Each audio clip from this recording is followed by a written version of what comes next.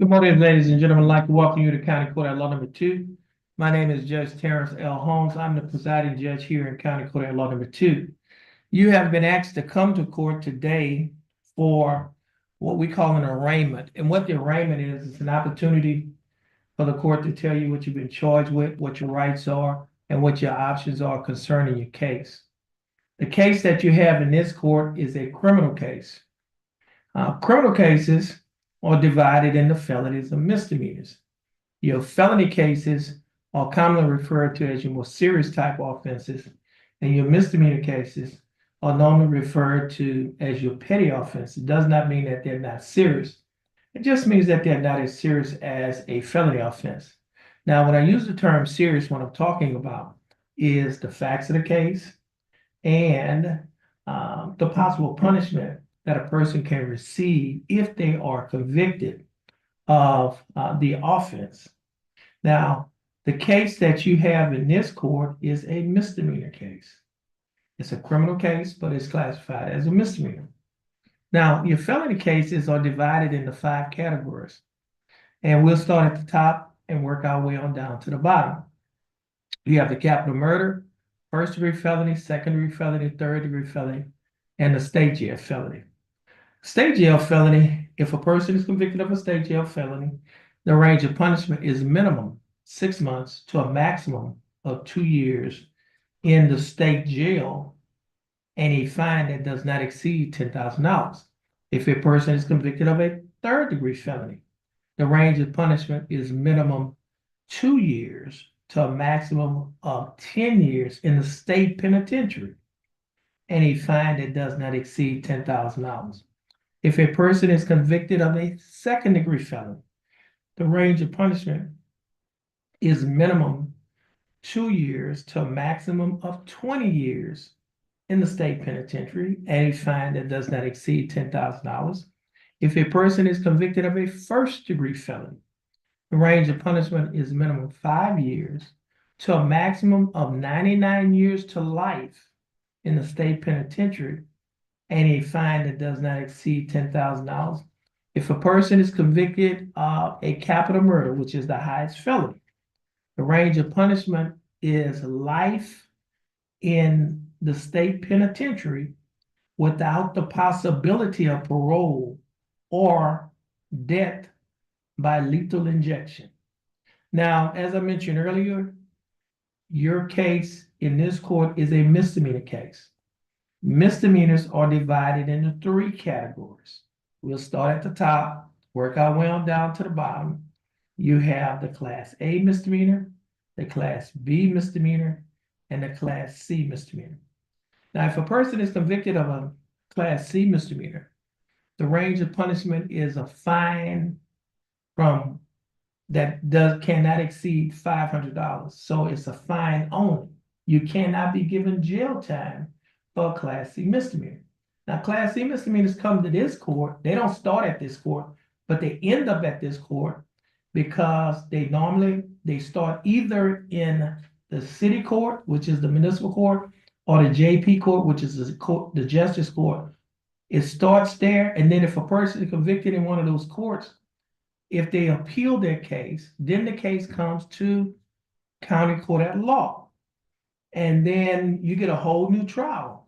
Now, if you're convicted, again, the range of punishment cannot exceed $500. However, if you fail to pay the fine, or if your fine was converted to community service and you fail to perform the community service, then the court can issue what is called a capias pro fine. A capias pro fine is a warrant for your arrest, to pay the fine, or sit out the time in jail. And if you sit out the time in jail, you receive $100 credited toward your fine and court costs for each day that you sit in jail. Now, the next highest misdemeanor is a Class B misdemeanor. With the Class B misdemeanor, the range of punishment is minimum 0 days to a maximum of 180 days in the county jail, or a fine that does not exceed $2,000, or you could be given both such fine and confinement.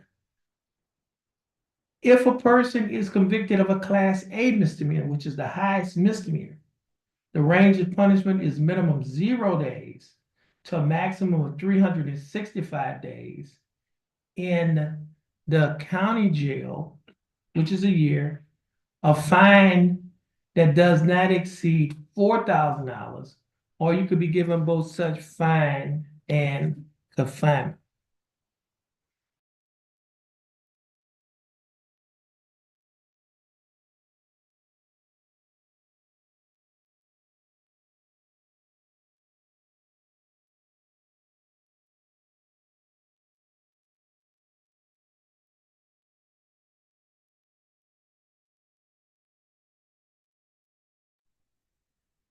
Okay. Now, you may be eligible for probation.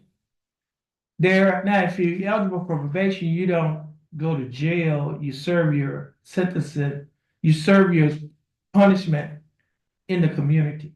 That is, you don't go to jail. Now, there are two types of probation.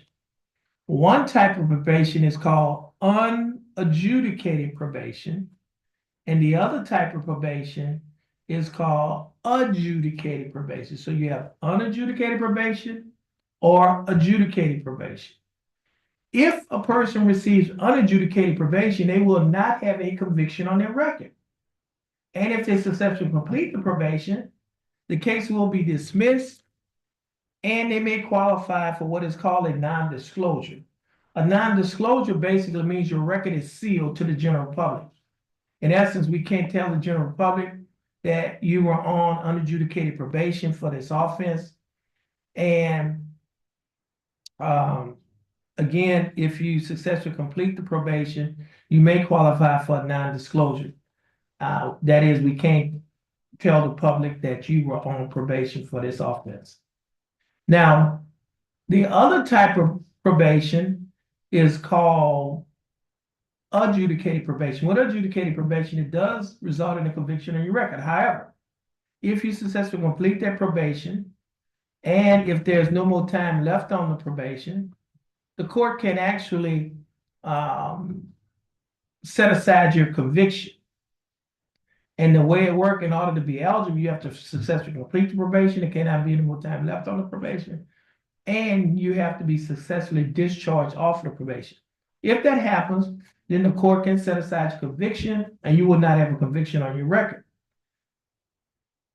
And however, if you get a subsequent conviction, or if you get another conviction later on, then the case that you received judicial clemency on can be revived, resurrected, or brought back up and used against you. And if you tried to get a license with Child Protective Services, they could deny giving you a license, or if you have a license, they could revoke or suspend your license. Now, the paperwork that you have on the clipboard, everyone that's here for a case, you should have a clipboard. And on that clipboard, I'm going to go over the paperwork with you.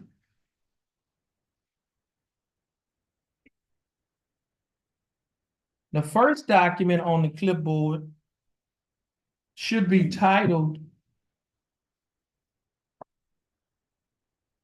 Judge's Explanation of Right to Defendants Without Attorney. Everyone need to turn to that document. Judge's Explanation of Rights to Defendants Without Attorney.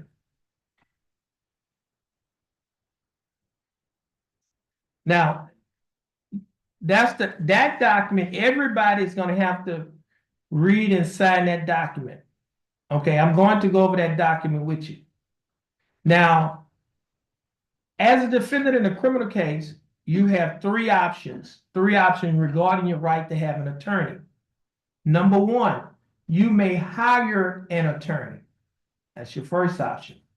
Number two, if you do not have enough money to hire an attorney, your case will be reset to give you time to hire an attorney.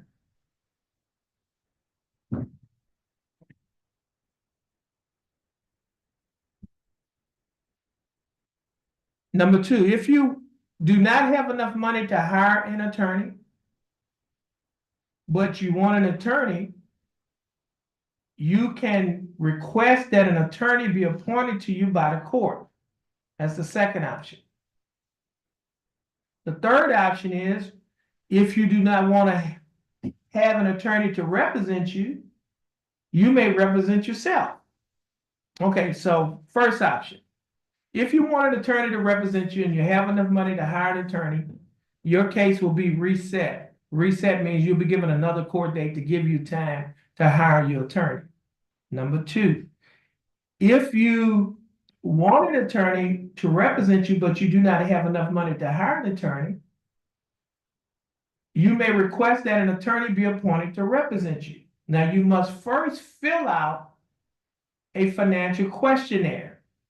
The financial questionnaire that you have to fill out for those individuals who would like to have a court-appointed attorney, it is a document on the clipboard that is titled Jefferson County Affidavit of Indigence.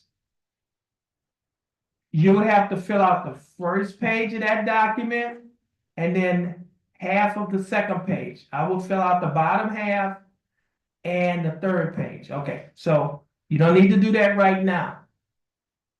Now, for those individuals, now once you fill out that document, then we will review that document to see whether or not you meet the eligibility requirements for a court-appointed attorney. So we're going to review the document to see if you qualify to have an attorney appointed to represent you.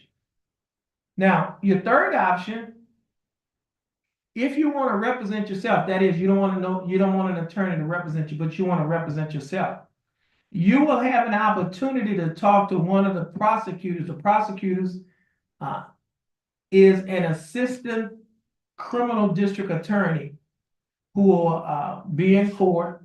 They'll sit at that table, one of the tables in front of you, and you'll have an opportunity to talk to them. The reason why you will have an opportunity to talk to them is because you will be representing yourself and you will be acting as your own attorney. Now, you cannot talk to them until you first sign a document that is titled Waiver of Counsel for Purposes of Entering a Guilty Plea. Now, that document is also on the clipboard. Okay? Well, I'm gonna go over that later.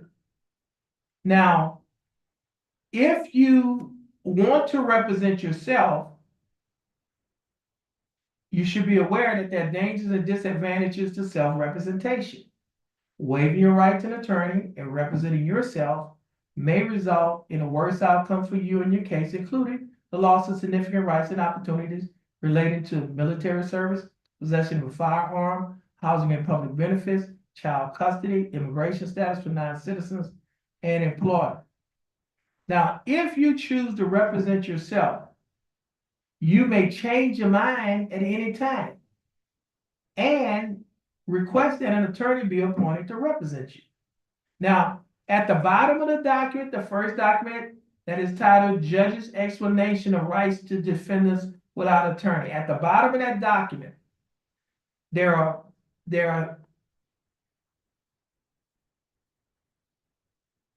are some language in bold letters that states defendant's choice, mark initials next to only one choice.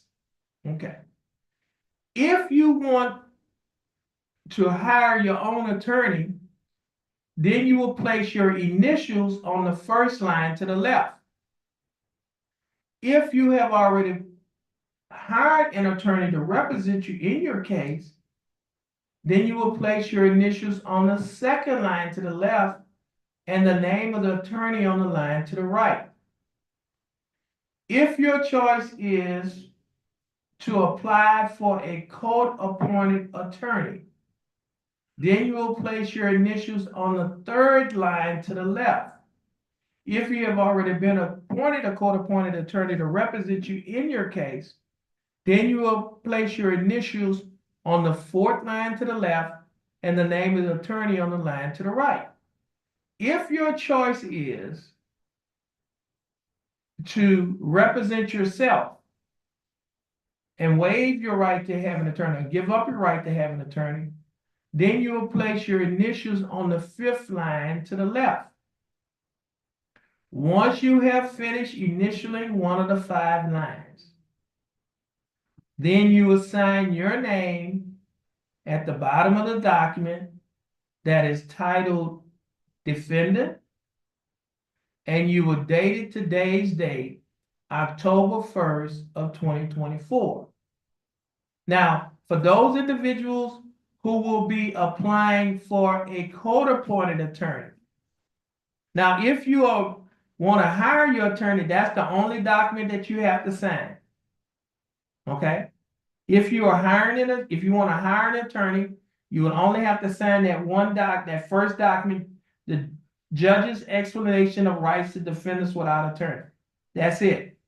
Now, if you want to apply for a court-appointed attorney, then you will have to sign the document. You would have to also sign the document that is titled Jefferson County Affidavit of Indigence. And I'm going to go over that document. And it starts with this portion of to be completed by or with defendant. You'll put your name, first, middle, initial, last name, date of birth. Next line, address, street, if you have an apartment number, city, state, zip code, your phone number, your home, cell, work, or family member.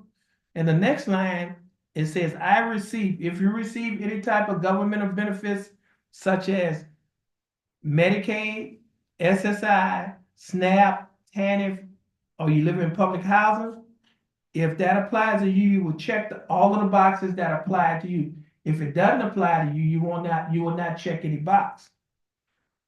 And the next line says, are you employed? If you're employed, yes. If no, you put no. Now, if you're employed, you're going to have to state where, what type of work, and we go to the next line, the number of hours that you work, how long have you worked at this job. Then we go to the next line which says marital status. If you're single, you're either single, married, divorced, widowed, or separated. Whichever applied to you, that's the box that you check. If you're married, then you have to write the name of your spouse, first, middle, initial, and last. Now, if you have any children or dependents 18 years old or younger, you will write their name and age, each one of their names and age. Which talks about residence information. If you rent, own, reside with family member, or homeless, you would circle yes or no in the box that apply to you. Income. Now to the left, it says monthly income. It's your monthly income. If you work, you have a job, it's what you take home each month. If you have a spouse that's working, what your spouse take home each month. If you receive child support, what is your child support each month? And SNAP, your food stamps, what is your food stamps? The amount that you receive each month. Your Social Security or disability that you receive each month. Other government checks if you receive, other income or assets. Now, if none of this applies to you, whichever doesn't apply to you, just put 0. And then you're going to total your monthly income, just going to add up everything in that column. And then we look at the right side of that form, it says monthly expenses. If you have to pay rent or mortgage, you have to put what you pay a month. Utilities, electric, gas, or water, what you pay a month, if any. If you don't pay, it's 0. Child expenses, that's including support pay. So if you're paying child support or you're taking care of your children, you're paying extra, you'll place that in there too. Now, your total food expenses, that's what's the food expenses for the household. Transportation. Now, transportation includes your gas, your car note, and your car insurance. You'll add that up in that column. Now, if you have a phone, if it's a cell phone or a home phone, if you have both, you have to state what you're paying a month on your phone bill. If you're on probation or parole, or if you're paying a bondsman, where it says probation fee, you're gonna put that amount in that area, in that box. Now, medical expenses or health insurance, you have some medical expenses or health insurance, you're gonna put that amount in there. And then your minimum credit card, if you have a credit card, the minimum amount each month. And then once you get to say total monthly expenses, you will fill that out. Now, the next page where it says defendant's oath, you're gonna place today's date, which is the first day of October 2024. You'll read that statement, sign where it says defendant's signature and dated to date, October 1st of 2024. And then you're gonna go down to unsworn declaration by defendant. And it's actually for your name, your first, your middle, your last, your date of birth, your address, the street number or name, the city, the state, the zip code, and the country, USA. And it says here, the last thing that you'll fill out is where it says, I declare under the penalty of perjury that the foregoing is true and correct, executed in Jefferson County, state of Texas, on the first day of October 2024. And that's all you would have to fill out. Now, for those individuals who will be representing themselves, you would have to read and sign the document that is titled Waiver of Counsel for purposes of entering a guilty plea or proceeding to trial. And it states as follows: I have been advised of the nature and charges against me and the dangers and disadvantages of self-representation.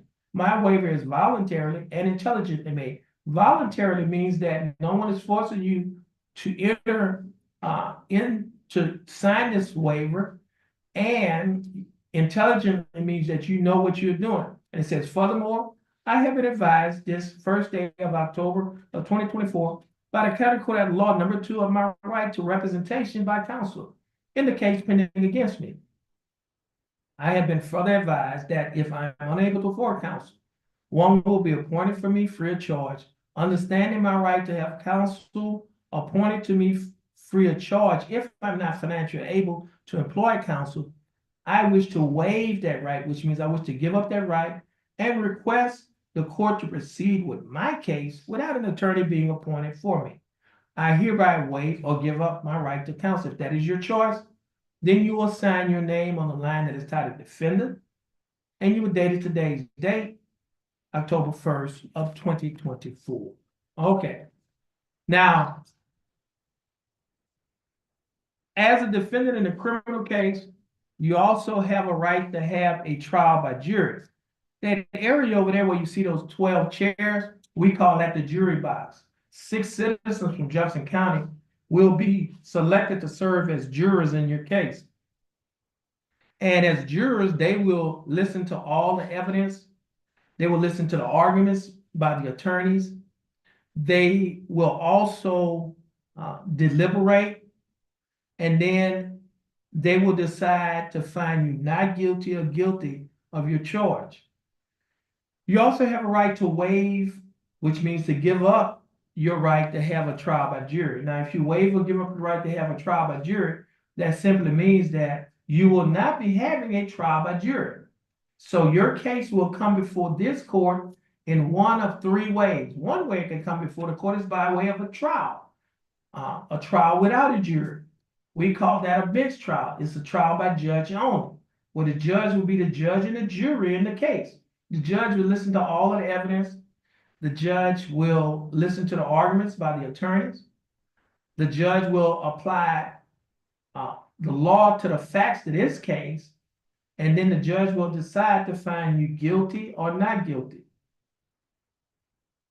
You also have a right to waive or give up your right to have a bench trial. So the second way that your case can come before the court is by way of an unagreed plea bargain agreement. And no, a plea bargain agreement is an agreement that you reach with the district attorney to settle your case. We call that a plea bargain agreement. If you're unable to reach a plea bargain agreement, we call that an unagreed plea bargain agreement. That simply means that You and the state have negotiated, however, y'all have not been able to reach a plea bargain agreement, and therefore you want the court or the judge to assess or to decide what the punishment will be in your case. And we call that an unagreed plea bargain. So the judge uh, will assess the punishment within the range of the punishment for your case. Now, the third way that your case can come before the court is by way of an agreed plea bargain agreement. That means that you and the state have reached a plea bargain agreement and you want the court to follow the plea bargain agreement. So it comes before the court. The court, which is the judge, can do one of two things. The judge can accept the plea bargain agreement or reject the plea bargain agreement. If the judge accepts the plea bargain agreement, and if you decide, say, within 30 days that you would like to appeal your case, you have to get permission from the judge that accepted the plea bargain agreement. And if the judge gives you permission to appeal your case, that means that your case is going to leave this court and go to a higher court, which is the Ninth Court of Appeals. And the Ninth Court of Appeals is going to review your case to see whether or not you've been wrongfully convicted or whether or not this court committed an error by convicting you. They can do one of two things.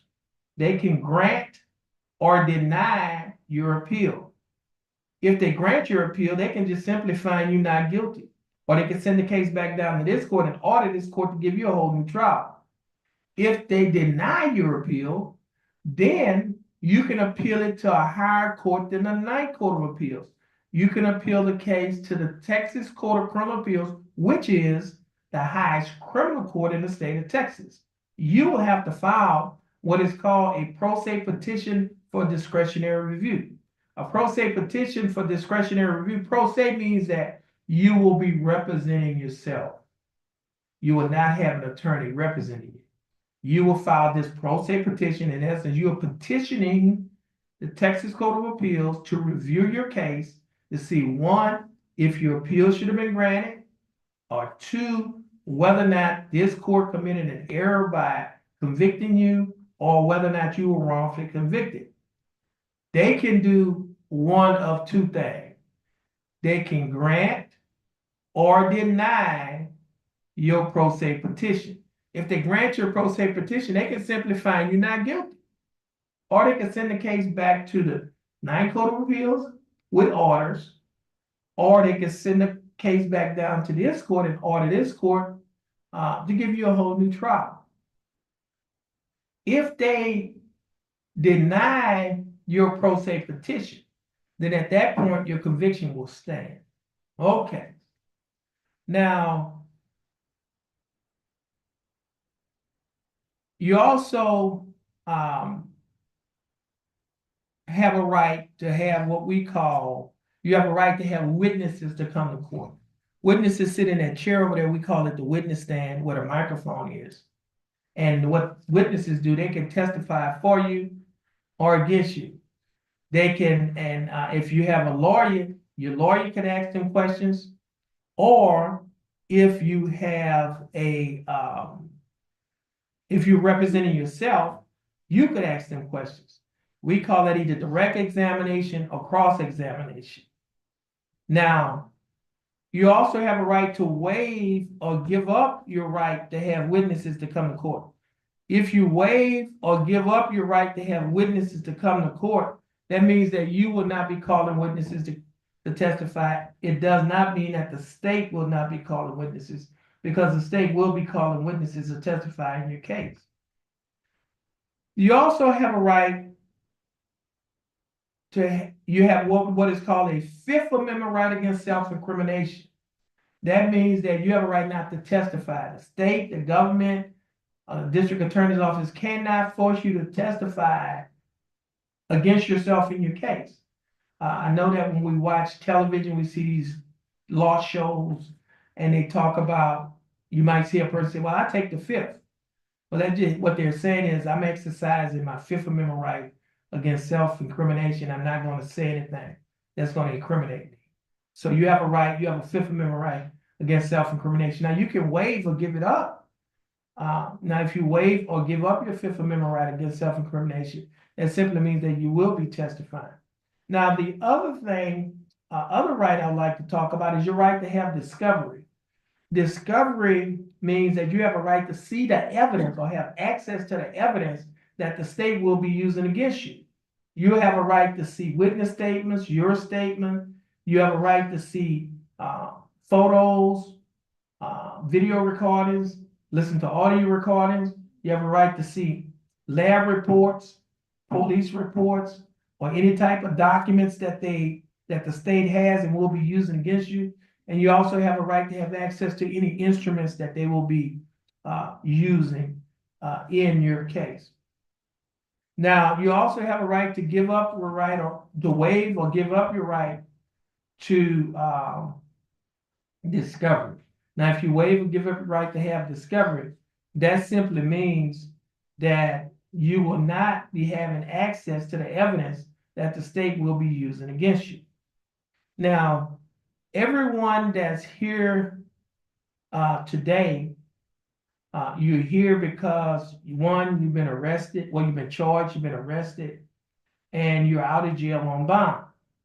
And you're either out of jail on a cash bond, which means that you paid the full amount of the bond to get out of jail, or you're out of jail on a surety bond, which means that you paid a bondsman a percentage of the bond to get out of jail, or you're out of jail on a PR or a personal recognizance bond, which means that you were released without having to pay any money.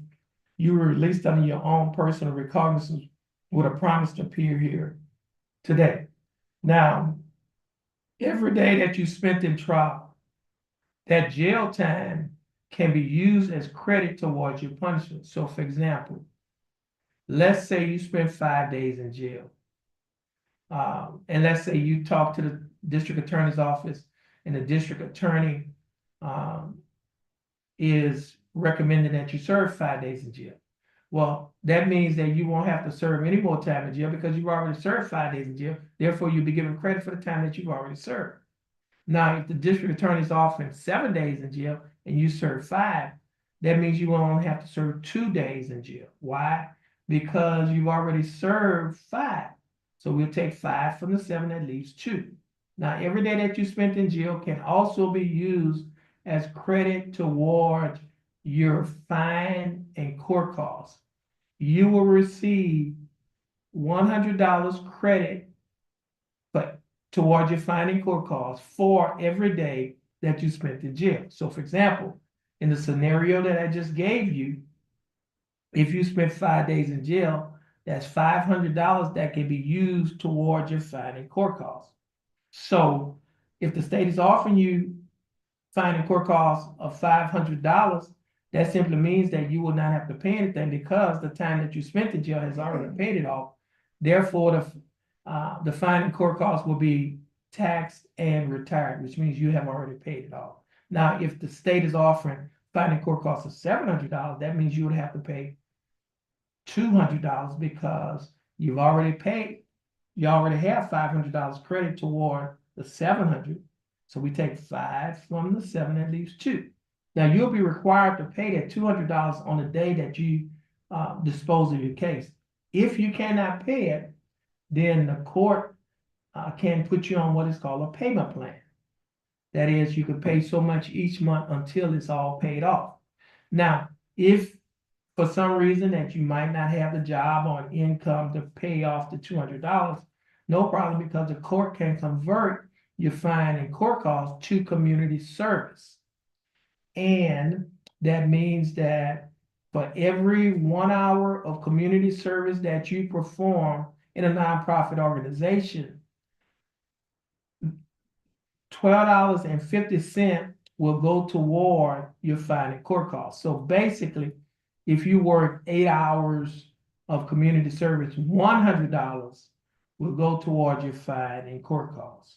So in the scenario that I gave to you earlier, if you owe $200, you work 2 8-hour days of community service, you would already paid off your fine and court costs. Ma'am, that door is closed. You got to go through the door on the other side.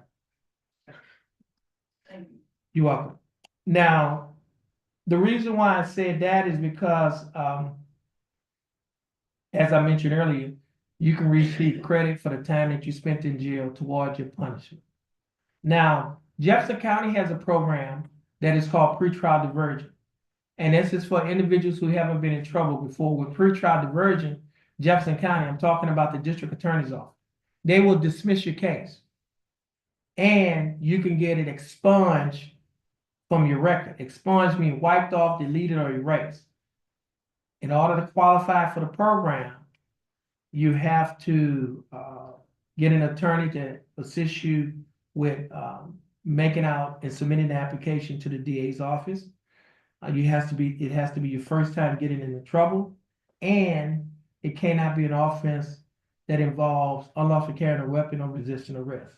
For all other offenses, you may qualify for pretrial diversion, and with pretrial diversion, you get into the program, they'll dismiss your case, you complete the program, you can get it expunged from your record. Expunged means wiped off, deleted, or erased. And in essence, when somebody go back and look at your criminal record, it won't be there, it'll be gone. It'll be deleted. All right. They also have another program that is called Veterans Court. With the Veterans Court program, this is a program for veterans only. If you served in any one of the branches of the United States military, you may qualify for Veterans Court. And with Veterans Court, what they'll do is you get into the Veterans Court program, and once you complete the program, then they will dismiss your case, and you may qualify for a non-disclosure. What a non-disclosure is, as I mentioned earlier, is where your record is sealed to the general public. And so the general public cannot have access to it. Now notice I said general public. Now, the government can have access to it, but most of the public is the general public, so most of the general public cannot have access to it. All right. Now, those are the programs that we have in our district attorney's office. This court has a program that is called the CSI program. It is a program that I started in March of 2017, within the first 100 days of taking office. And with that program is designed to address the issue of what we call recidivism. Recidivism basically means people commit crimes over and over. And so we address this issue of recidivism through our CSI program. With our CSI program, which stands for Community Safety Initiative, we have partnerships with agencies in the community. One of the agencies that we have a partnership with is the Spindletop Center. Spindletop is our local mental health center in Southeast Texas region. And what Spindletop will do, they're going to come to you and talk to you more in depth about the program that they have. But basically, Spindletop have the expertise, one, to address your mental health needs, and two, Spindletop will conduct a private interview, either in our jury room at their facilities or by telephone, whichever is convenient for you. They have the ability to do an assessment. They can refer you for either outpatient or inpatient treatment to address whatever mental health needs that you have. Now, for individuals who have issues with drugs or alcohol, Spindletop also has a program. They have a drug and alcohol recovery program that is called ATAR, ATAR, which is an acronym that stands for Addiction, Treatment, and Recovery. We also have a partnership with our local Drug and Alcohol Council.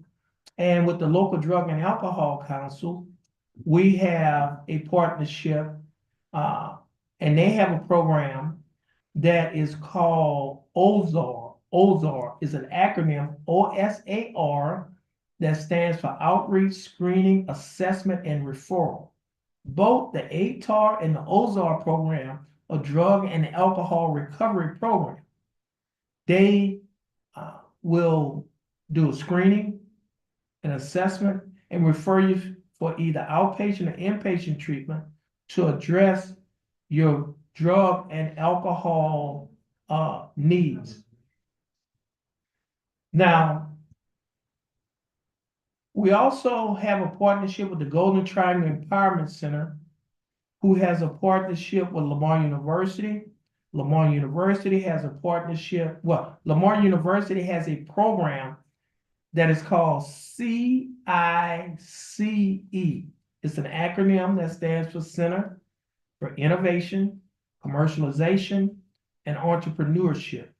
It is a job training and a job placement program in the hotel industry, the shipping industry, and the chemical industry. Once you are trained in one of the areas that you select, then they will assist you at getting a job in the area that you're trained in.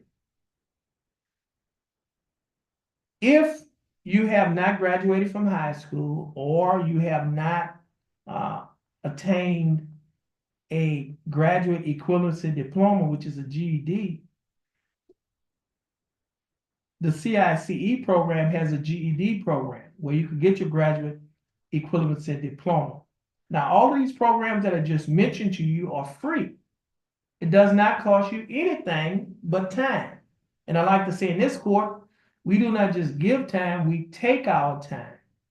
And that simply means that we do not just arrest the problem, we address the problem. And we believe that if you address the problem, we can produce productive people. And we believe that if we produce productive people will not commit crimes because they have too much to lose. And so when you come to county court at law number 2 of Jefferson County, Texas, we do not just have court as usual. We have unusual court. And it's not because we're different, but it's because we're trying to make a difference in the lives of the individuals that comes before this court. And if we make a difference in their life, we will make a difference in their home. And if we make a difference in their home, we will make a difference in the community because what comes out of the home goes into the community. So if you're interested in any one of these programs, just let us know, and we'll be happy to direct you to people that you need to talk to or give you brochures that we have available so that you can get into any one of these programs that you would like to get into. Now, the other thing about these programs is all of these programs that I just mentioned can be used as community service. So for example, let's say you was ordered to pay a fine, you couldn't pay the fine. We converted your fine to community service. And then once we converted your fine to community service, let's say you were in the Spindletop program, okay? Or you were in the drug and alcohol recovery program, or you were working on your GED, or you was in training to get a job. For every hour that you sit in training to get a job, 1 hour will go toward community service and $12.50 will go toward paying your fine. That's the same thing for mental health treatment. Now, for mental health treatment, you do not have to be incompetent or insane. You could just merely suffer from anxiety or depression or any other host of mental illnesses. And Spindletop has the expertise to address your mental health needs. So for every 1 hour that you may be in counseling, $12.50 will go toward paying your fine and court costs, and an hour is going toward your community service.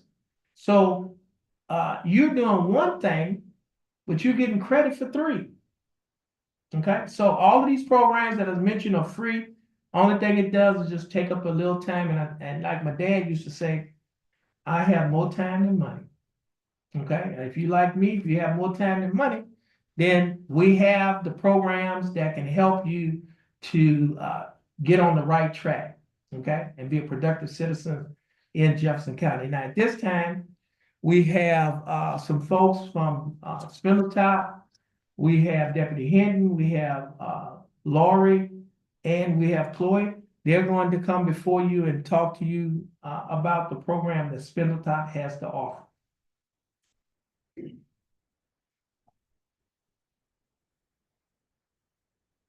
Morning.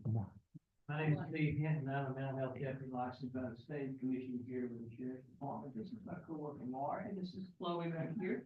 Both these ladies are mental health professionals. The reason all three of us are here today in this courtroom is because the judge cares about every single person who comes in.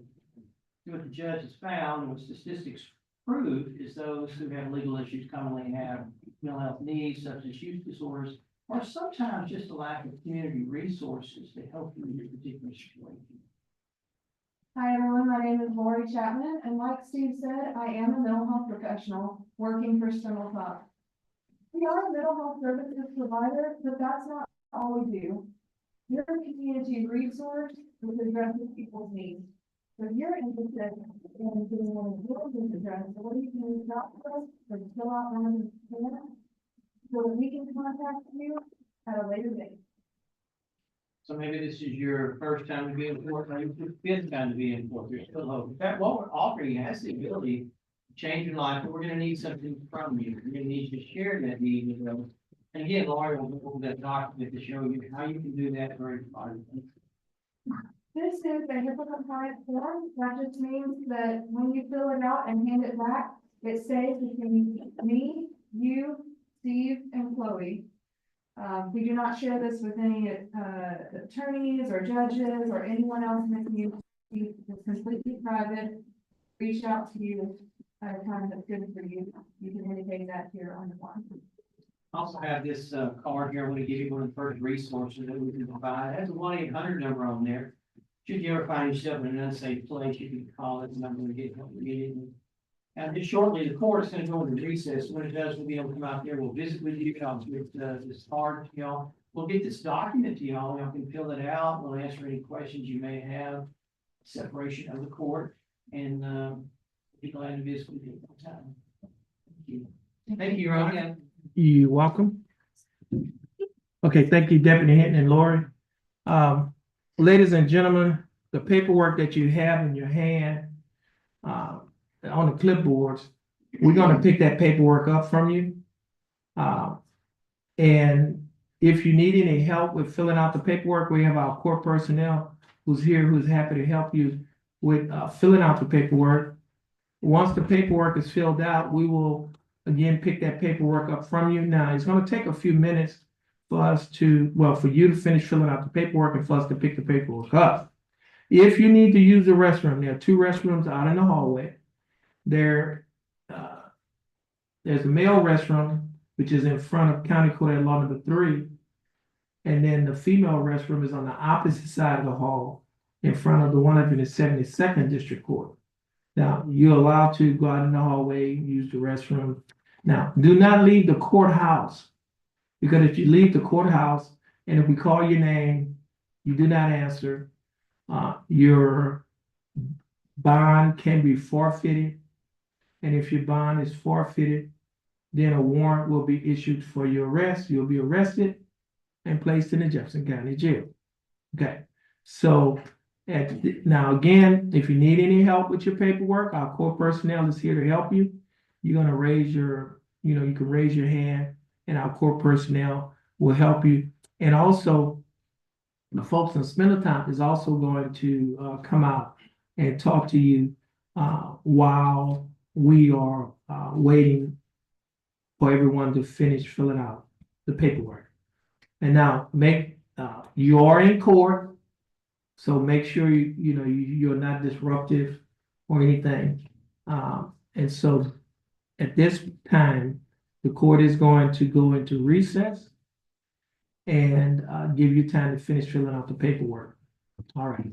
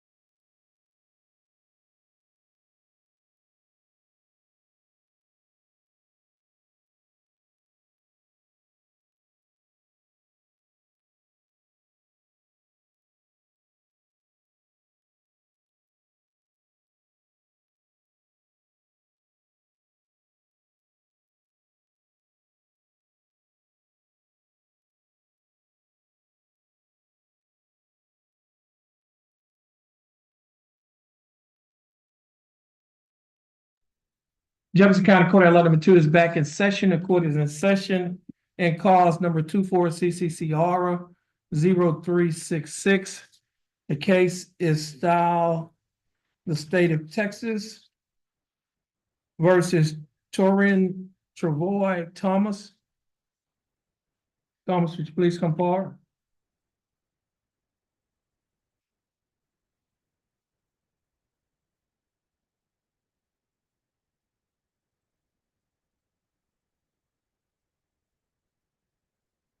Mr. Thomas, your full name is Torin Travoy Thomas? Yes, sir. Mr. Thomas, would you please raise your right hand? Mr. Thomas, do you swear or affirm to tell the truth, the whole truth, and nothing but the truth so help you God? Mr. Thomas, you may put your hand down. How are you doing, Mr. Thomas? I'm doing fine, thanks for asking, Mr. Thomas. I have before me two documents. The first document is titled Judge's Explanation of Rights to Defendants Without Attorney. Do you recognize this document? Sir. And is this your signature on the line that's titled Defendant? Yes, sir. Are these your initials on the line that state you'd like to apply for court-appointed attorney? I also have another document that is titled Affidavit of Indigence. Do you recognize this document? Yes, sir. On page 2 of this same document, there's a signature above the line that's titled Defendant Signature. Is this your signature? Yes, sir. Mr. Thomas, before you sign and initial these documents, did you read the documents? Yes, sir. Did you understand what you read? And it is everything in this document is true and correct to the best of your knowledge. Okay, Mr. Thomas, I read your answers. Based on your answers, you meet the eligibility requirements for the appointment of a court-appointed attorney. An attorney that will be appointed to represent you in this case is Attorney Marvin Provo. Attorney Provo will be given information to contact you, and you will also be given information to contact her. Our court coordinator will give you that information. Once she gives you that information, you'll be free to go. And you have a blessed day. Please have a seat in that first chair on the wall.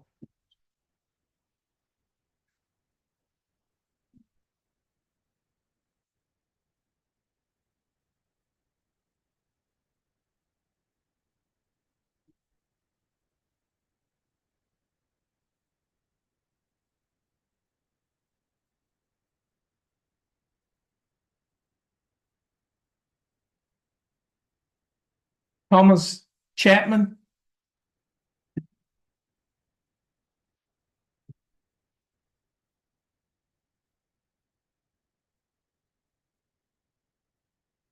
Mr. Chapman, your full name is Thomas Joel Chapman. Mr. Chapman, would you please raise your right hand? Mr. Chapman, do you swear or affirm to tell the truth, the whole truth, and nothing but the truth to help you God? Mr. Chapman, you may put your hand down. How are you doing, Mr. Chapman? I'm doing fine. Now, Mr. Chapman, I have before me a document that is titled Judge's Explanation of Rights to Defendants Without Attorney. Do you recognize this document? And is this your signature on the line that's titled Defendant? And are these your initials on the line that state you'd like to have your case reset to hire your own attorney? Mr. Chapman, before you signed and initialed this document, did you read the documents? Did you understand what you read? And is everything in this document true and correct to the best of your knowledge? Okay, Mr. Chapman, your case is going to be reset to give you an opportunity to hire an attorney. Please have a seat in that second chair on the wall.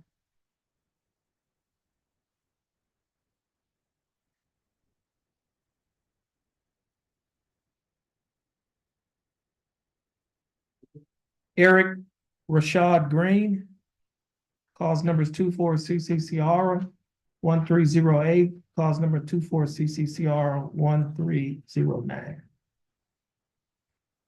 Mr. Green, your full name is Eric Rashad Green. Yes, sir. Mr. Green, would you please raise your right hand? Mr. Green, do you swear or affirm to tell the truth, the whole truth, and nothing but the truth so help you God?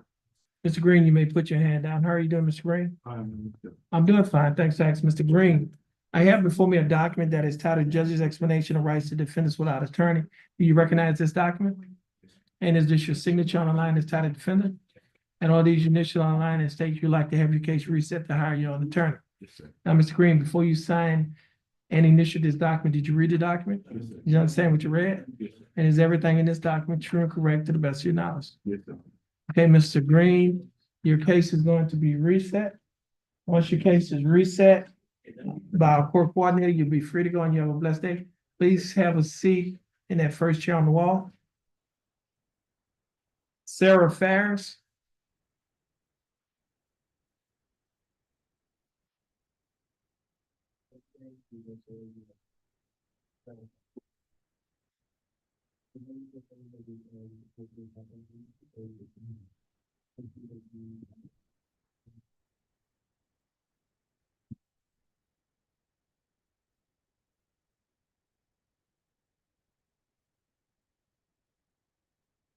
Ms. Ferris, your full name is Sarah Star Ferris? Yes, Your Honor. Okay, Ms. Ferris, do you swear or affirm to tell the truth, the whole truth, and nothing but the truth, so help you God?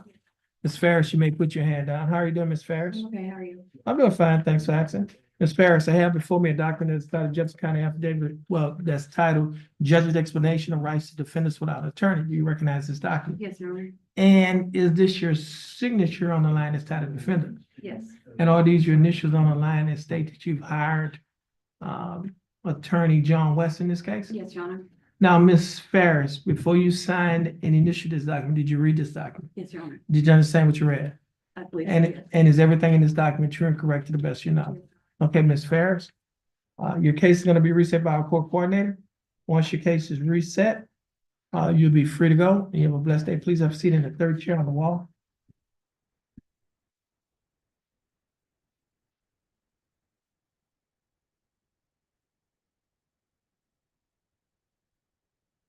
Braylon McKay, Elton, Joseph, Simon. Chapman. Thank you. Now, Mr. Simon, your full name is Braylon McKay, Elton, Joseph, Simon. Yes. How are you doing? I'm doing fine, thanks. Thanks. Would you please raise your right hand? You swear or affirm to tell the truth, the whole truth, and nothing but the truth, so help you God? Okay, Mr. Simon, you may put your hand down. Mr. Simon, I have a document that's titled Judge's Explanation of Rights to Defendants Without Attorney. You recognize this document? And is this your signature on the line that's titled Defendant? And are these your initials on the line that state that you hired James Paget? Now, Mr. Simon, is everything on this document true and correct to the best of your knowledge? Okay, Mr. Simon, your case is going to be reset by our court coordinator. Once your case is reset, you're free to go, and you have a blessed day. And he has a felony case. Probably need to set it with his felony.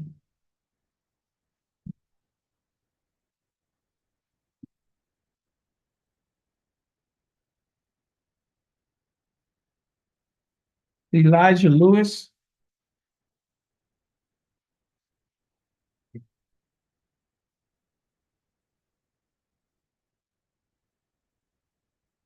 This is cause number 24 CCCR 1624, case is style of state of Texas versus Elijah Lewis II. Mr. Lewis, is that your full name? Mr. Lewis, would you please raise your right hand? Mr. Lewis, do you swear or affirm to tell the truth, the whole truth, and nothing but the truth, so help you God? Mr. Lewis, you may put your hand down. How are you doing, Mr. Lewis? That's good. Mr. Lewis, I have before me a document that is titled Judge's Explanation of Rights to Defendants Without Attorney. Do you recognize this document? And is this your signature on the line that's titled Defendant? Are these your initials on the line that state you'd like to hire your own attorney? Now, Mr. Lewis, before you signed and initialed this document, did you read the document? Did you understand what you read? Is everything in this document true and correct to the best of your knowledge? Mr. Lewis, I read your answers. Your case is going to be reset to give you an opportunity to hire an attorney. Once your case is reset by a court coordinator, you'll be free to go and you have a blessed day. Please have a seat in that fourth chair on the wall.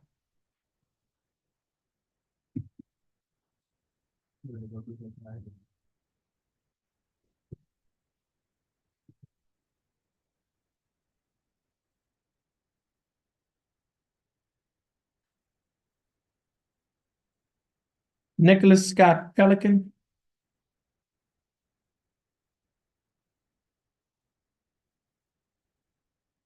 Mr. Pelican, your full name is Nicholas Scott Pelican? Okay, Mr. Pelican, would you please raise your right hand? Mr. Pelican, do you swear or affirm to tell the truth, the whole truth, and nothing but the truth, so help you God? Mr. Pelican, you may put your hand down. How are you doing, Mr. Pelican?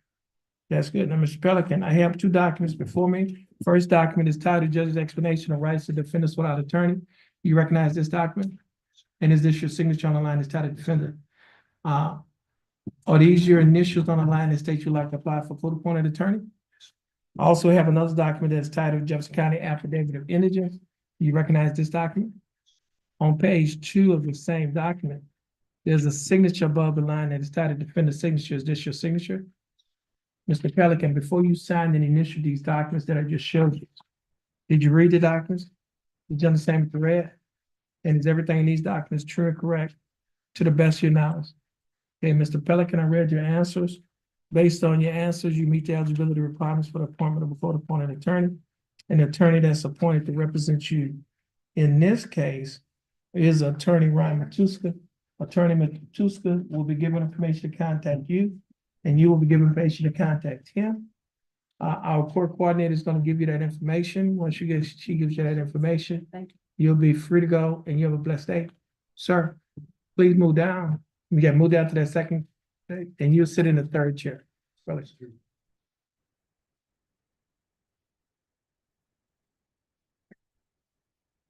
Alana Cantu.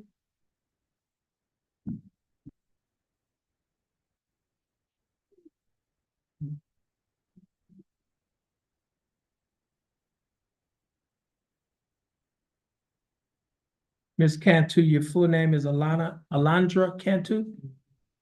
Okay, Ms. Cantu, would you please raise your right hand? Ms. Cantu, do you swear affirm to tell the truth, the whole truth, and nothing but the truth, so help you God? Ms. Cantu, you may put your hand down. How are you doing, Ms. Cantu? You doing fine? That's good. Now, Ms. Cantu, I have before me 2 documents. The first document is titled Judge's Explanation of Rights to Defendants without Attorney. You recognize this document? Is this your signature on the line that's titled Defendant? And are these your initials on the line that state you'd like to apply for court-appointed attorney? I also have another document that is titled Jefferson County Affidavit of Indigence. Do you recognize this document? And is this your signature on the line that's titled Defendant? Ms. Cantu, before you signed and initial these documents that I just showed you, did your attorney, did you read the documents? Did you understand what you read? And is everything in these documents true and correct to the best of your knowledge? Okay, Ms. Cantu, I read your answers.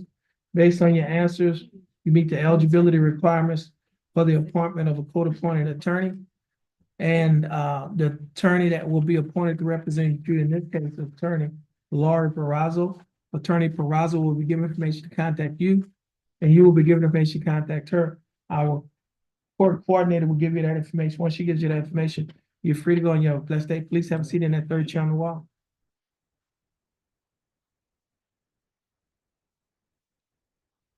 Corey Frank.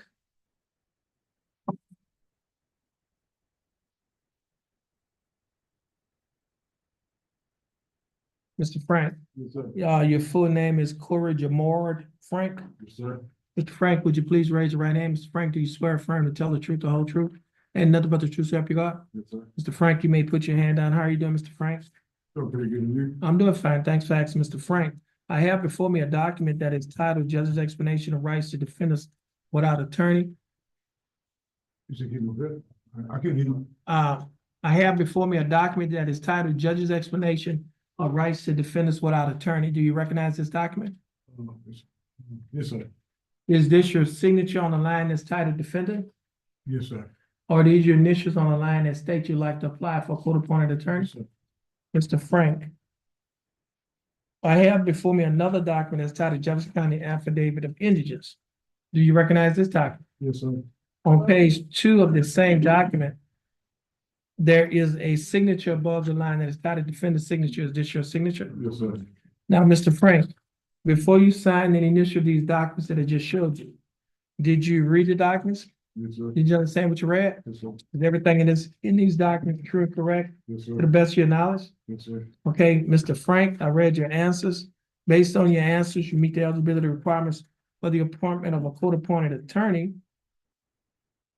And the attorney that will be appointed to represent you is Attorney Nathan Reynolds. Yes, sir. Attorney Reynolds will be given information to contact you, and you will be given information to contact him. Yes, sir. Our court coordinator is going to give you that information. Once she gives you the information, you're free to go, Appreciate and you have a blessed day. Please have a seat in that third chair on the wall.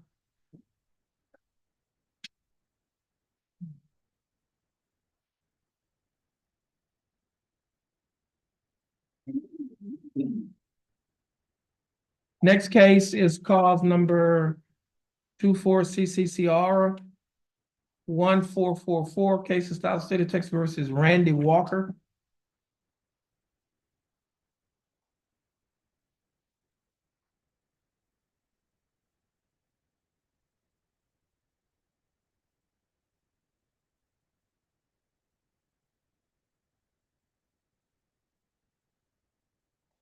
Mr.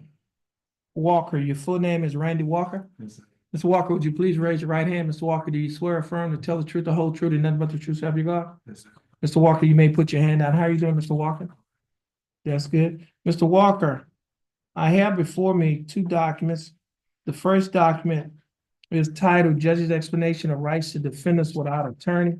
Do you recognize this document? Yes, sir. And is this your signature on the line that's titled Defendant? Yes, sir. And are these your initials on the line that state you like to apply for a court-appointed attorney? Sir.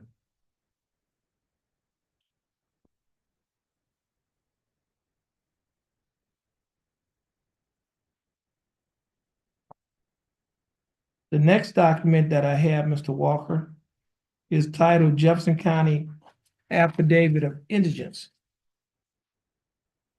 Do you recognize this document? Yes, sir. And is this your signature on the line that is titled Defendant's Signature? Yes, sir. Mr. Walker, before you signed and initialed these documents, did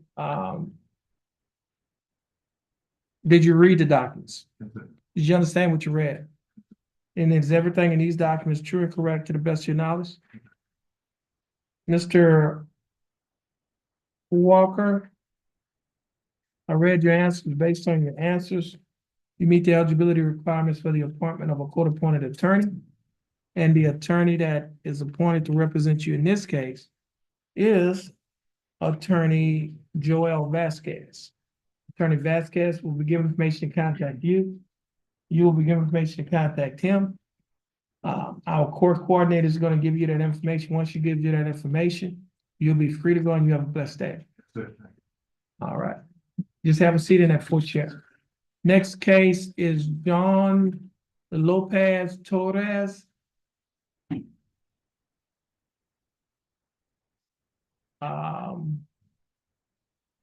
Let's do this here. Now, Mr. Lopez Torres speaks, does he speak any English? You speak a little English? Kind of, just a little bit. Okay, is he a US citizen? Yeah, He's a citizen? yeah, we're from Puerto Rico. Oh, okay. Now, Mr. Lopez, would you please raise your right hand?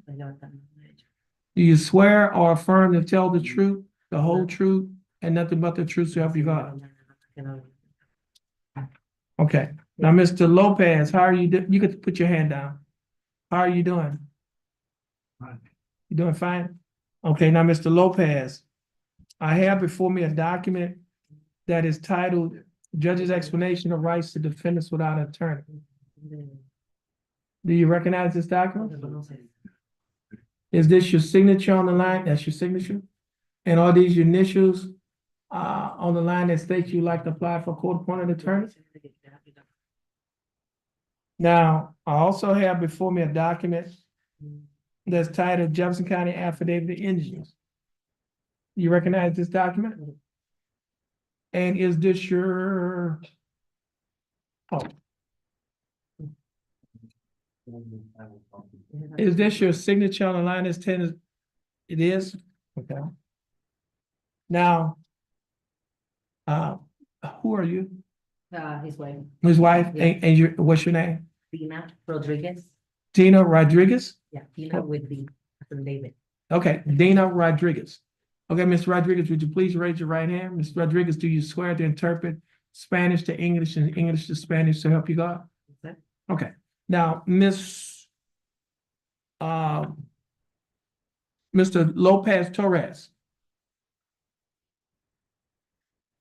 Before you signed and initial these documents that I just showed you, did your wife go over these documents with you in Spanish?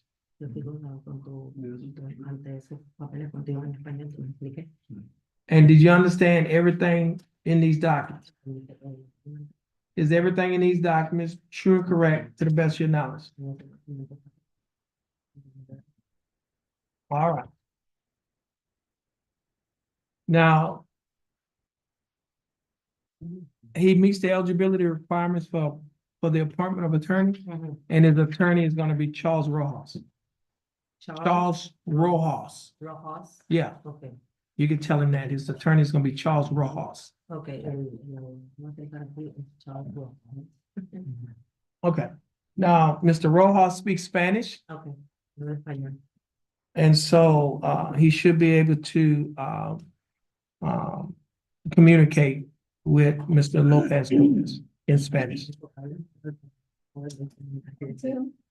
Okay, now, Mr. Rojas is gonna be given information to contact you, and you will be given information to contact him. Okay, And our court coordinator is gonna give you that information. ya está la información. Now, before she gives you that information, I need to give you some bond conditions. And you can, place them in front of me, you can look at.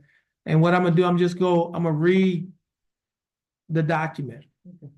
Okay, the document that he has is titled, the title is Standard Bond Conditions in County Court at Law Number 2. Tell him that.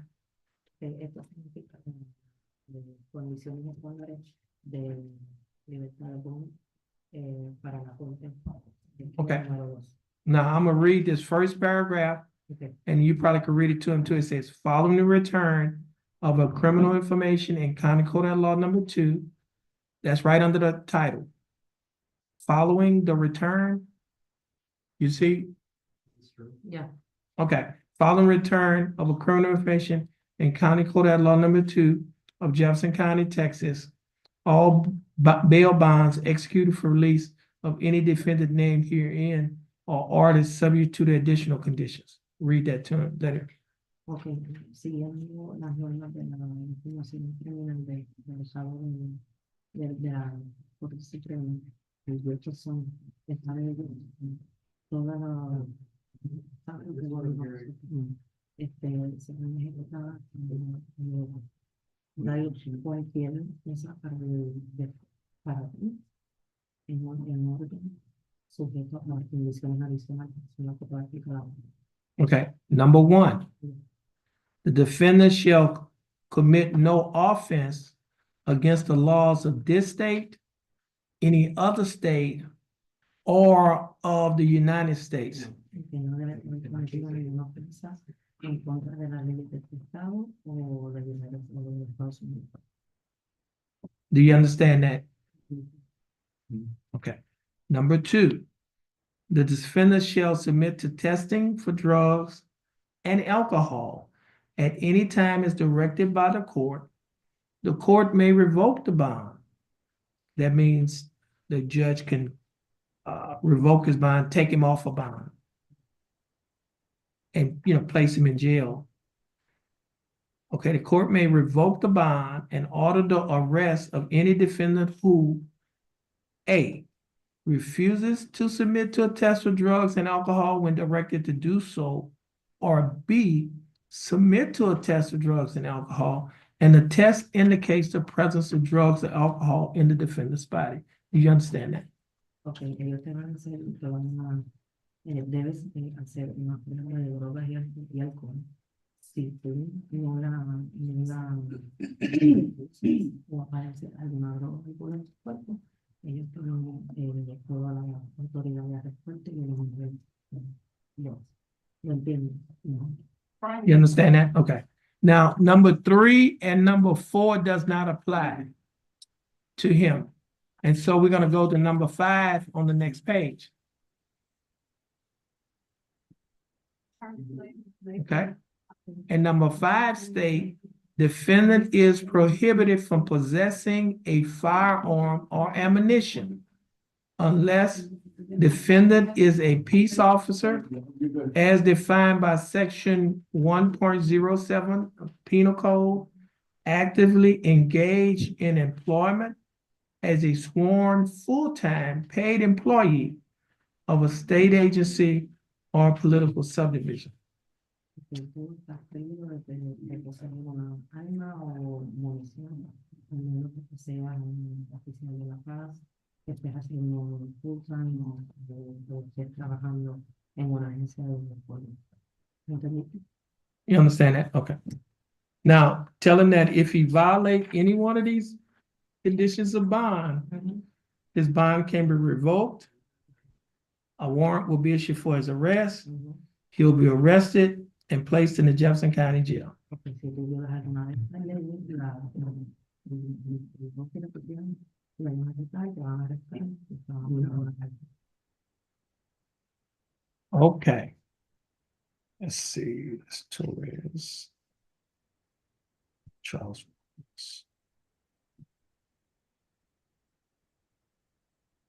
Okay. Now, let me do this.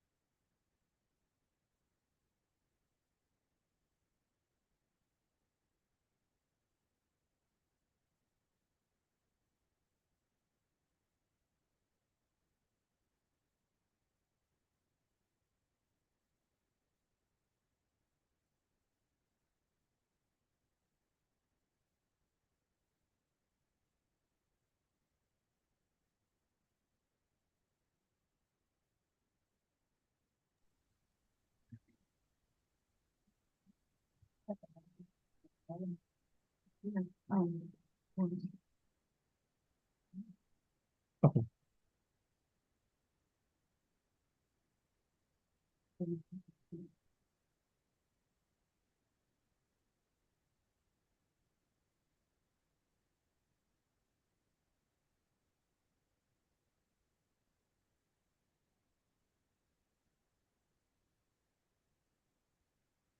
Yeah, I'll put you in 21.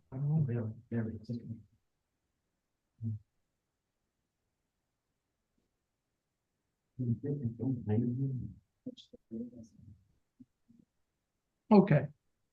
This is cause number M330864, case is style of state of Texas versus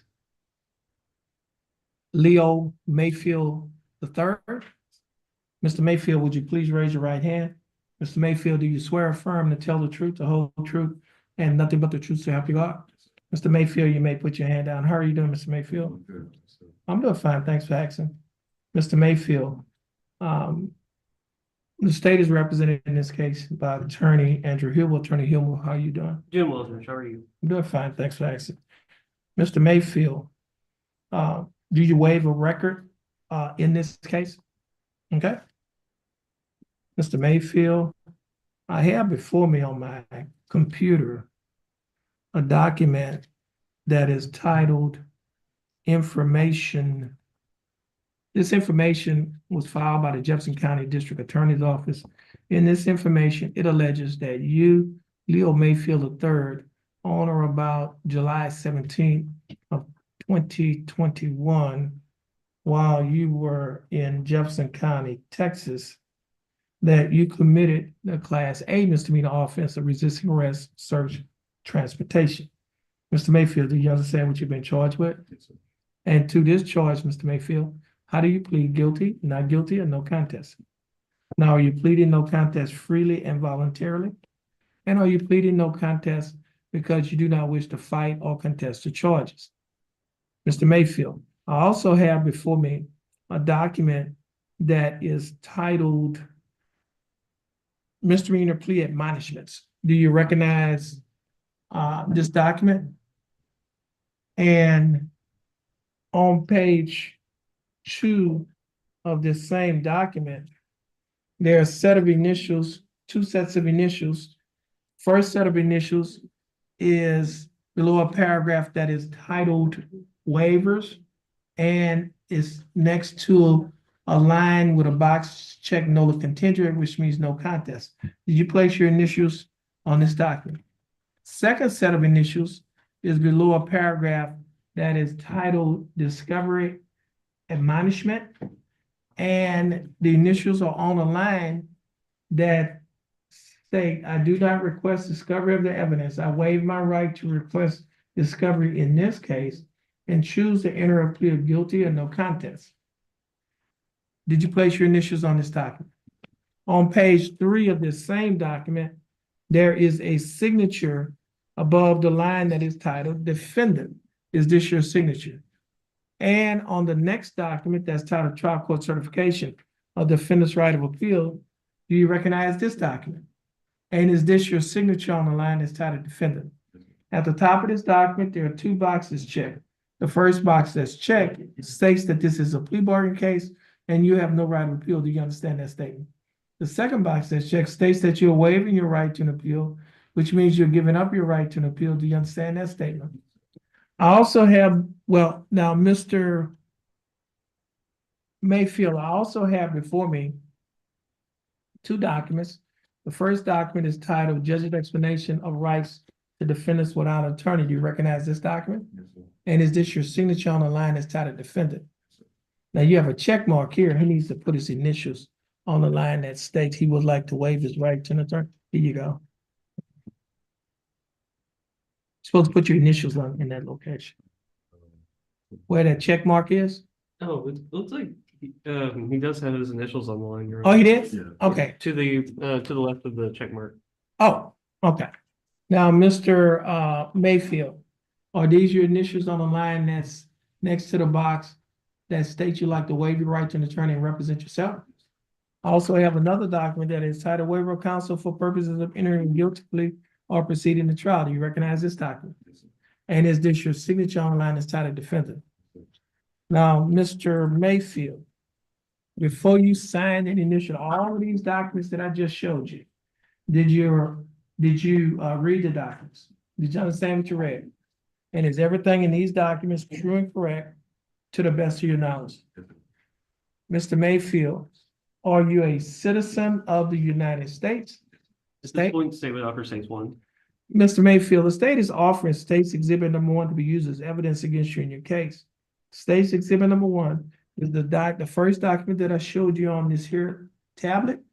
This is the same document that have your initials in the 2 locations on page 2, and it also have your signature on page 3.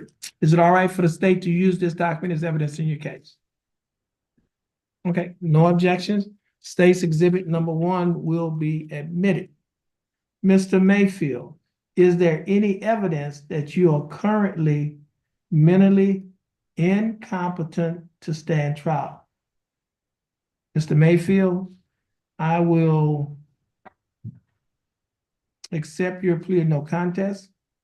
I will find that you are mentally competent to stand trial. I will find that your plea and waivers were freely and voluntarily given. And I will also find that there is sufficient evidence to find you guilty beyond a reasonable doubt. State, do we have a plea bargain agreement? We do, Your Honor. And what is the agreement? For defendant's plea of no contest, the state is offered 1 year deferred probation with a $400 fine and 50 hours community service.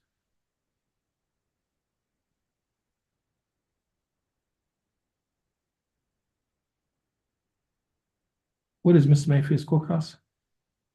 277.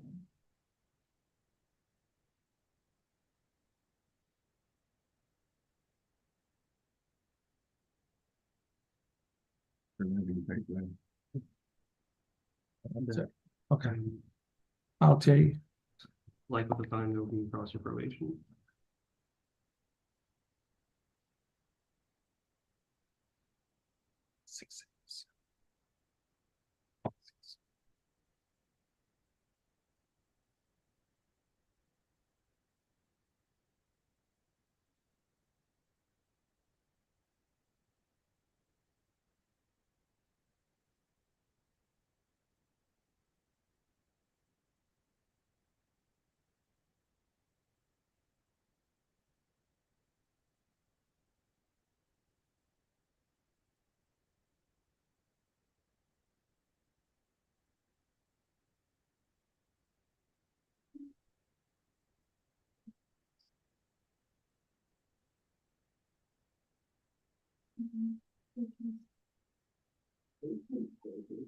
Okay.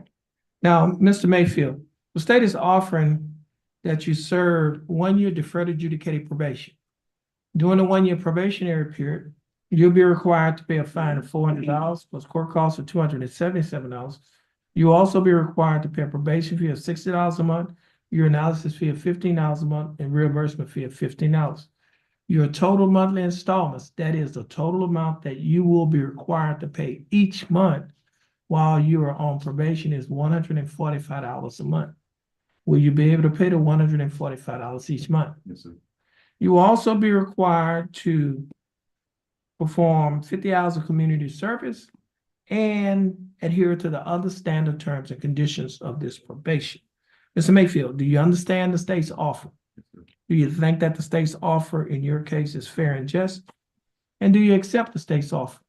Mr. Mayfield, I'll follow the plea bargain agreement that you have entered into with the state. Now, Mr. Mayfield, if you successfully complete this probationary period, this case will be dismissed. It will not appear on your record as a conviction, and you may qualify for a non-disclosure. You can talk to attorney about the non-disclosure. Now, Mr. Mayfield, this will conclude your case. Please stand in front of our court coordinator and follow the directions of the bailiff. Once you finish following the directions of the bailiff, you will be free to go, and you have a blessed day. Appreciate it. Thank you. Right in. Yes.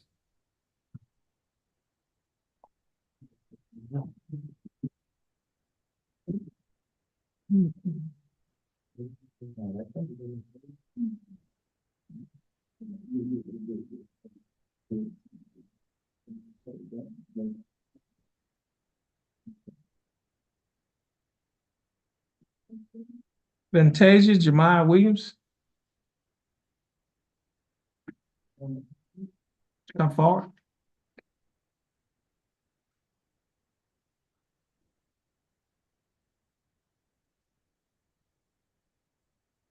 Ms. Williams, your bondsman had sent a fax over informing the court that you was gonna be arriving late because you was coming in from out of town. Yes, sir. Lord, I had a delayed flight. Okay. Delaying. Now, the date is the date for your arraignment. And what the arraignment is, it's an opportunity for the court to tell you what you've been charged with, what your rights are, and what your options are concerning your case. Let me do this here.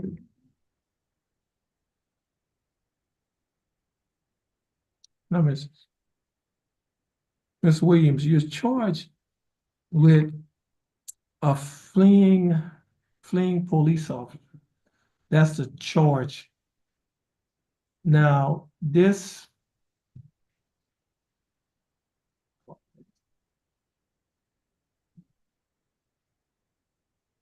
case is classified as a Class B misdemeanor. Okay. We handle misdemeanor cases. We have criminal cases, but we handle misdemeanor cases in this court. Criminal cases are divided in your felonies and misdemeanors. Your felony cases are your most serious type of offenses, where your misdemeanor cases are considered or referred to rather as petty offenses. It does not mean that they're not serious. It just means that they're not as serious as a felony offense. Now, and when I use the term serious, what I'm talking about is the facts. I'm talking about the facts of the case and the possible punishment that a person can receive if they are convicted.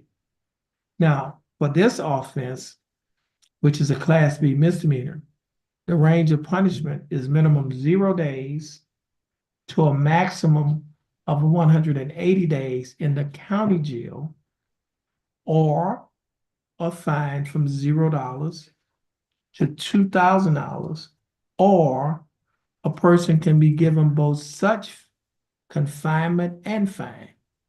Okay. Now, there are two types of probation that a person can receive. A person can receive either unadjudicated probation or adjudicated probation. So one is called unadjudicated and the other one is called adjudicated. If a person receive unadjudicated probation basically means that the person will not have a conviction on their record. And if they successfully complete the probation, the case will be dismissed and they may qualify for a non-disclosure. And what a non-disclosure is, it basically means that your record is sealed to the general public. Notice I use the term general public. That is because the government and governmental agencies, there are a list of them, who can have access to your criminal record even if you get a non-disclosure. But most of the public is the general public. So the general public cannot have access to it. Do you understand that? Yes, sir. Now, as a defendant in a criminal case, you have rights. Do we have a clipboard to give her with all of the paperwork on it? There's one right there. I think she has all of the paperwork. The one that we're getting this morning? Huh? This is one of the extras from this morning. Yeah, that's what she needs. Okay. Now, you weren't here this morning. I went over that paperwork with all of the defendants that was here earlier. I'm going to go over this paperwork with you. Now, the first document is titled Judge's Explanation of Rights to Defendants Without Attorney. Do you see that title? Yes, sir. It states, as a defendant in a criminal case, you have three options. That's three options regarding your right to have an attorney. Number one, you may hire an attorney. Do you understand that option? Yes, sir. Number two, if you do not have enough money to hire an attorney, you may request that an attorney be appointed to you by the court. Do you understand that option? And number three, you may represent yourself if you do not want an attorney to represent you. That is, if you want to waive your right or give up your right to have an attorney, and if you want to represent yourself, you can, if that's your desire. Okay, now on that document, it states that if you want an attorney to represent you and you have enough money to hire an attorney, your case will be reset. Reset means that you'll be given another court date to give you time to hire your attorney. Do you understand that?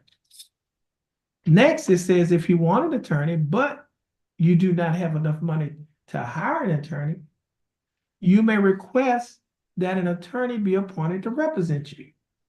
Now, you would have to first fill out a financial questionnaire. On that clipboard, there is a document that is titled Jefferson County Affidavit of Indigence. Do you see that document? That's going to be the title. It should be a 3-page document. Do you see it? It should say Affidavit of Indigence or Jefferson County Affidavit of Indigence. That's going to be the title of the first page. You got to look at okay. Now, if you want an attorney appointed to represent you, you would have to fill out that first page. And at the top of that first, I'm going to go over that with you in a minute. And you fill out half of the second page. All right. You would only fill out that document if you want a court-appointed attorney. If you don't want a court-appointed attorney, you don't fill out that document. All right. Now, if you want to waive your right to an attorney, or that simply means if you want to give up your right to an attorney and represent yourself, then you'll have an opportunity to talk to one of the prosecutors. The prosecutors, they work for the Jefferson County District Attorney's Office. They are assistant criminal district attorneys. You will talk to one of them to see, and the reason why you will talk to one of them is because when you waive or give up your right to have an attorney, you will be representing yourself. You'll be acting as your own lawyer. Okay, that's why you will have an opportunity to talk to one of them. Now, you'll have an opportunity to talk to them to see if you can settle your case, if y'all can reach a settlement on your case. Do you understand? We call that a plea bargain agreement if you reach a settlement on the case. Okay? Now, you only talk to them if you do not want a lawyer to represent you and you want to represent yourself. That's the only time you will talk to them. And that's the only time you would have to fill out the next document. There's another document that's titled Waiver of Counsel for purposes of entering a guilty plea or proceeding to trial. Okay? It should be a document. The title is Waiver of Counsel for purposes of entering a guilty plea or proceeding to trial. Do you see that document? Yes, sir. Now, so you only sign that document if you want to represent yourself. Right. So now, if you want to hire an attorney, or if you want a court-appointed attorney, or if you want to represent yourself, either way, you still have to fill out the first page that I went over, the judge's explanation of rights to defendant without attorney. That should be the first document. Okay? So you're going to fill that out regardless. Now, if you want to hire an attorney, that's all you would have to fill out is that one document. If you want a court-appointed attorney, you would have to fill out that document plus the affidavit of indigence. Now, if you want to waive your right to have an attorney, you will fill out the first document plus the waiver. Do you understand? Yes, sir. Okay. Now, you should be aware, and I'm reading the big paragraph, it should be the fourth paragraph. Be aware that there are dangers and disadvantages to self-representation. Waiving your right to an attorney and representing yourself may result in a worse outcome for you and your case, including the loss of significant rights and opportunities relating to military service, possession of a firearm, housing and public benefits, child custody, immigration status for non-citizens, and employment. Now, if you choose to represent yourself, you may change your mind at any time and request that an attorney be appointed to you by the court. Do you understand that? Now, at the bottom of that document, it states in bold letters, defendant's choice. Mark initials next to only one choice.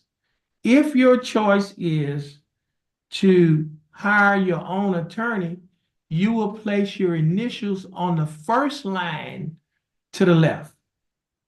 If you've already hired an attorney to represent you, then you will place your initials on the second line to the left and the name of the attorney on the line to the right. Do you see that? Yes, sir. Now, if you want a court-appointed attorney, then you will place your initials on the third line to the left. If you have already been appointed a court-appointed attorney, then you will place your initials on the fourth line to the left and the name of the attorney on the line to the right. Now, if you want to waive your right to have an attorney or give up your right to have an attorney, and you would like to represent yourself, then you will place your initials on the fifth line to the left. Now, once you have finished initialing one of the 5 lines, you will sign your name at the bottom of that document on the line that is titled defendant, and you will date it today's date. And today's date is October 1st of 2024. Okay, you can make your choice, sign and date.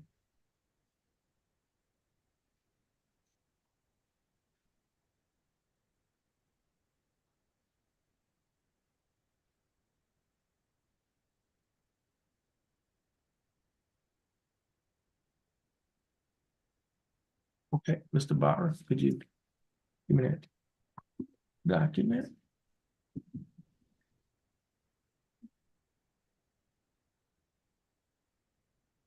I didn't send Mayfield back to you.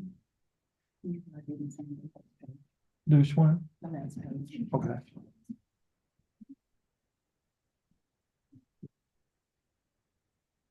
Okay, now let me do this here.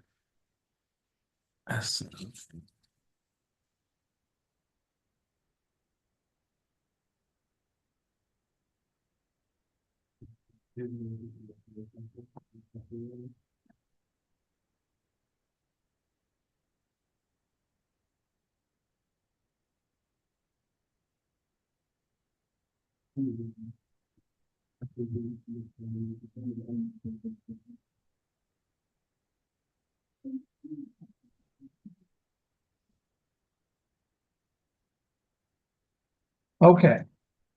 I'm gonna hand this document back to her. And I just turned it to the Jefferson County Affidavit of Indigence. Now, Ms. Williams, that document that's on that clipboard is titled Jefferson County Affidavit of Indigence. Do you see that document? Yes, sir. Okay. Now, when you fill out that document, you see where it says this portion to be completed by or with defendant. Okay. So what you're going to do is you're gonna fill out the part that says name, first name, initials, last name, date of birth. Then you're gonna go out to your address, apartment number, city, state, zip code. Then you go down to your phone number, your home, cell, work, or family member. And then when you get to the line that say I receive, you'll check one of these boxes that apply, if any of these boxes apply.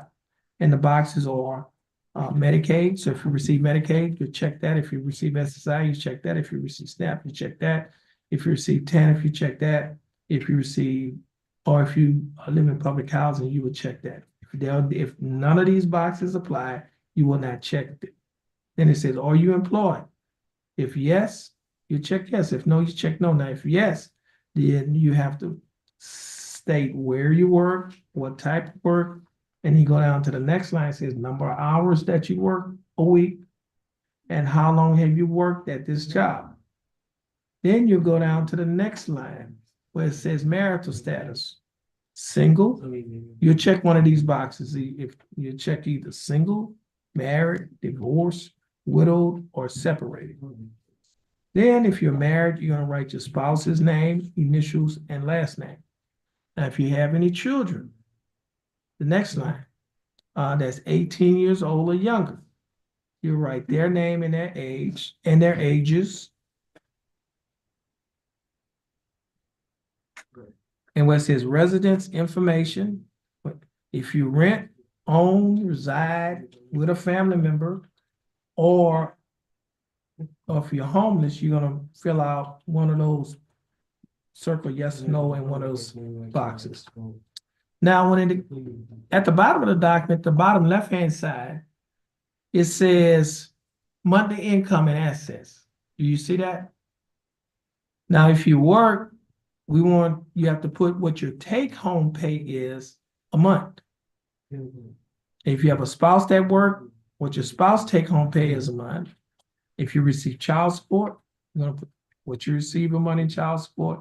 If you receive SNAP, or if you have Social Security, other governmental checks, or other income, or if you have assets like a house, car, etc., you'll put that there. Then you're gonna total everything in that column.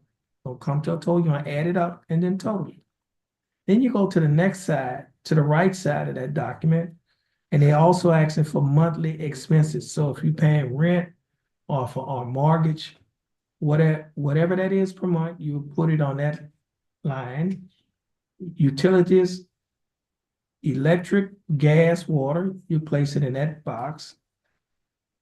Total child expense, that includes child support. If you're paying child support, or if you're not paying child support and you're paying to support your children, what it will cost you per month. Your food expenses, that's for the household. Transportation, now when you get to transportation, that includes not only gas, but it also includes car note and car insurance. And then you say what your cell phone and house phone is, if it's total. And if you have to pay probation fees or parole fees, or if you're paying a bondsman, you place that where it says probation fees. And then where it says medical expenses and health insurance, if you have medical expenses or health insurance you're paying per month, then you'll place that amount in that box. And then the last item asks you for credit card payment, your monthly credit, the minimum monthly credit card payment, and you'll place that in that box, and then you'll total up all of your expenses where it says total monthly expenses. Then you'll go to the next page. The next page, it should says defendant's oath.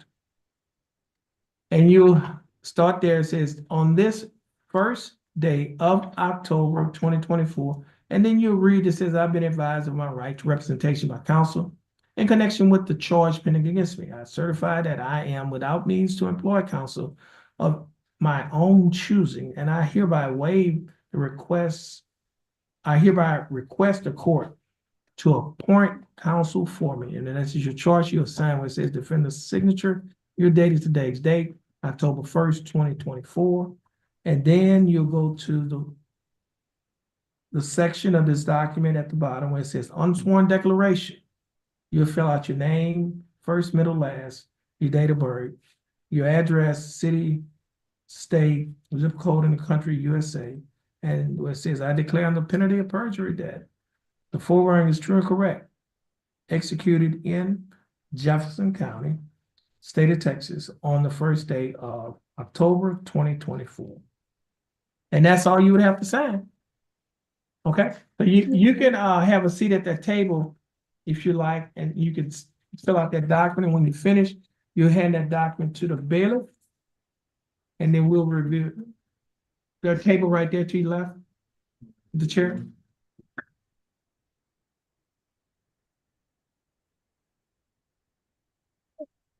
we have any bond forfeitures? What about Herbert Kane? What happened on that case? Oh, he's in custody? I think it was reset. Yeah, he was in custody, okay. Let's see. Don't look like they have. I don't think we have any. Let's miss. Historians. Lopez Torres, we just did him. Historians. No, What- we, I'm. What's his name? Jesus Torres on page 6.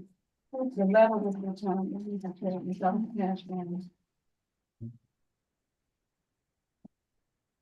We had two different. Oh. Okay, we had Lopez Torres.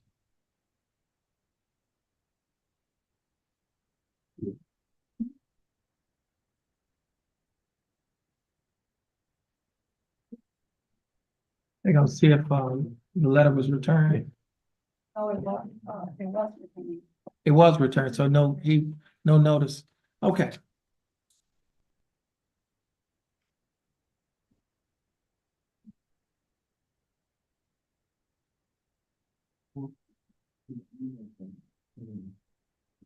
Oh, we transferred it. Brittany's on the phone. No. Not that one.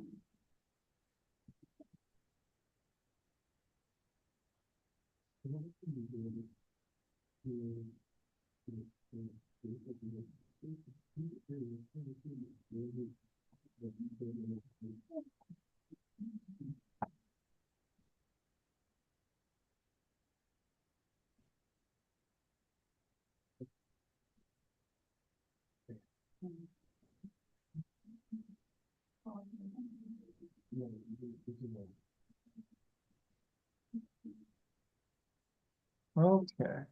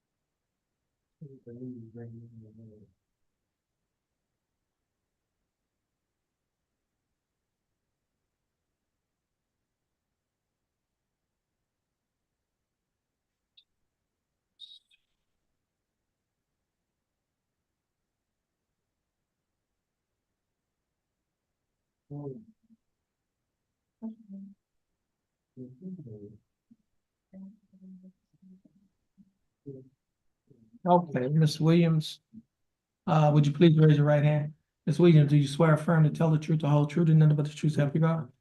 Ms. Williams, you may put your hand down. Ms. Williams, I have before me two documents.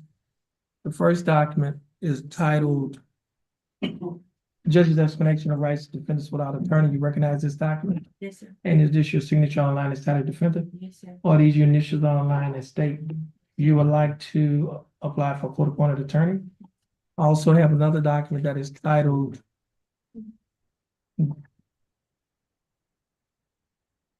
Jefferson County Affidavit of Indigency. You recognize this document? Yes, sir.